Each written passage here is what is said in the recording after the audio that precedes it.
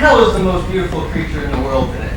You have got to be, without a doubt, the most attractive and intelligent woman I have ever met. It's a matter of common knowledge. I would do anything in the world to make you happy. Outside of marrying you, that is. Oh, outside of marrying me. This is a crushing blow, Walter. Oh, well, gosh, even that wouldn't be out of the question. If only I were about 10 years older and you were about 15. Forget it. Now just tell me, what kind of a scheme have you cooked up to rope old Granny Brooks in on now? A scheme? What do you mean a scheme? I mean scheme. Oh. It just so happens I have here a little scheme that's going to make us both a fortune. What do you mean scheme? Well, this is transparent, quick-drying paint I developed in chemistry lab. Notice its clear, milky white texture? That's what gives everything it touches such a natural, shiny gloss. It's a miracle of the age, Miss Brooks. Now, the first thing I need is your order to paint this house with it inside and out. This house? How much would that cost? Oh, for you, I'd do it for nothing. Oh, sorry, I can't afford it. Oh, don't you see? I just want to use this house as a model to induce the other teachers to have their homes painted. That's where we'll cash in. Oh, from other teachers we'll cash in. I'll give you 10% of all future profits. Of course, the initial income will all be expended back into advertising. I've already worked out a dilly of a program. What's it all about? Well, as you know, the key word in advertising is repetition. So I figure we'll start by having the announcer come out and say, "Look proud, have your home painted by the Denton Paint Company." Yes, look proud, have your home painted by the Denton Paint Company. And I'll say that twice more. Pretty effective, huh? Oh, a television show like that could bring back radio. Well, of course there'll be some entertainment on the show, too. Once they know about the product, there's no telling where we can go. Unless somebody tells us where we can Oh, go. what's this one here? Oh, you know, it's an eyeglass case for Mr. Conklin, Walter. If his glasses had been in it when I brushed them off the desk, they wouldn't have broken.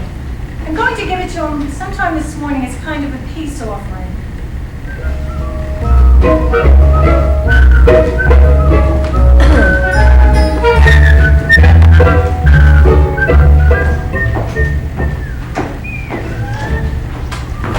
What can I do for you? Oh, I'm sorry, Mr. Conklin.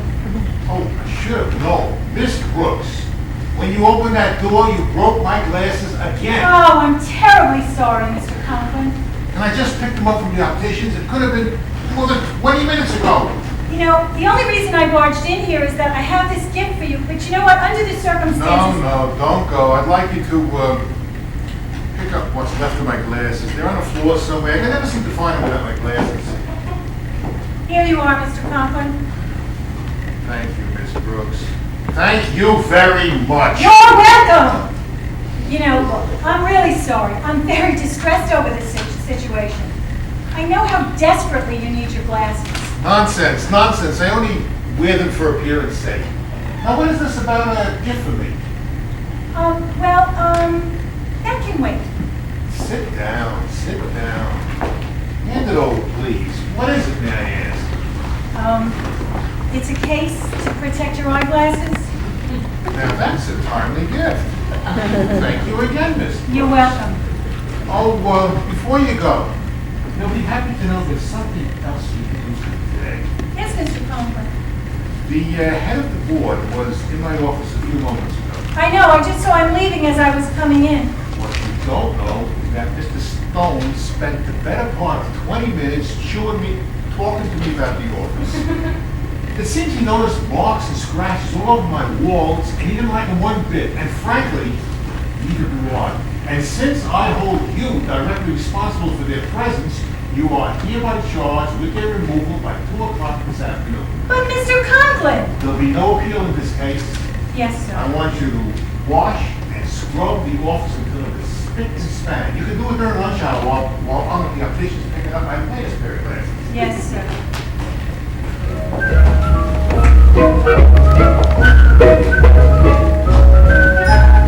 At lunchtime, I joined Mr. Boynton in the school cafeteria, and I told him what a really bad spot I was in. He listened sympathetically, and then with his calculating, scientific brain, he summed up the problem thoroughly. And then he pinpointed the situation with one clear-cut observation. It's no use talking about it. They don't make meatballs the way they used to. I know. That's what I say. What do I know about fixing up an office? Well, why don't we think about something at the 5th period when we have our daily powwow in the hall? Well, it'll be too late by then. And besides, there won't be any more powwowing in the hall. Mr. Stone calls it loitering. He heard we stand around like statues. Have you thought about mentioning your problem to Walter Denton? He has a remarkable capacity of dreaming, cooking up schemes, you know. Yeah. But right now he's currently preoccupied with his own scheme, some sort of paint he's developed. Oh yeah, I know about it. I painted my living room with it last night. You did? Yes, and it's quite effective. Of course, Walter is still trying to experiment to make the paint better. But I think it's fine the way it is. You know, Mr. Boynton, this may be the biggest discovery since the wheel. How long does it take this stuff to dry? Well, it's amazingly rapid. I'd say 20 minutes. That's it. We'll do it. We'll paint Mr. Conklin's office, the walls, the furniture, everything. And we'll still be in time for the 2 o'clock deadline. Mr. Boynton, I would just kiss you for thinking of this. Well, I didn't think of it. You did. Oh, well, who's arguing? Then you kiss me. No, huh?